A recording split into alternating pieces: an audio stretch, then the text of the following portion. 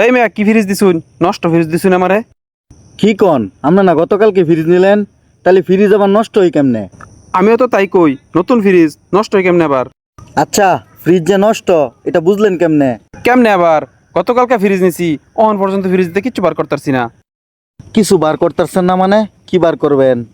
কি আবার? ফ্রিজেতে যা বার করে মাছ মাংস ফলমূল। তাইলে মনে হয় আপনার ফ্রিজে তালা মারা। ভালো করে দেখছেন ফ্রিজে তালা মারা নাকি? আরে না, তালা তো লাগাই নাই। তাইলে ফ্রিজের ডালা কি খুলে? হ, ডালা তো খুলে কিন্তু ভিতরে কিচ্ছু নাই। তাইলে মনে হয় আপনার বাচ্চারা ফলমূল খায়ালছে। আরে না, গতকালকে ফ্রিজ নেওয়ার পরে ফ্রিজের সামনে তো আমি বই রয়েছি, খাইবো কোন সময়? খাইলে আমি দেখতাম না। তাইলে তো বিষয়টা জটিল। আচ্ছা, ফ্রিজে কি কি রাখছিলেন? আরে ফ্রিজে কি রাখমু? কিচ্ছুই রাখছি না।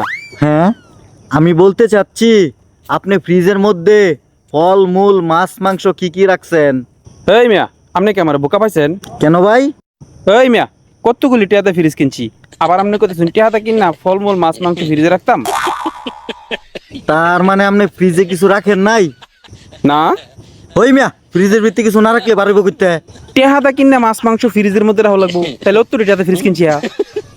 ওরে আল্লাহ রে, আমি কোন পাগলের মেলা ফেললাম? গাই তুই পারতে পারো জানতে? এ ভাই, এর মতো শুনে আপনি আবার কথা কস, তোরা যার কোনোদিন আমার দোকানের সামনে না দিই।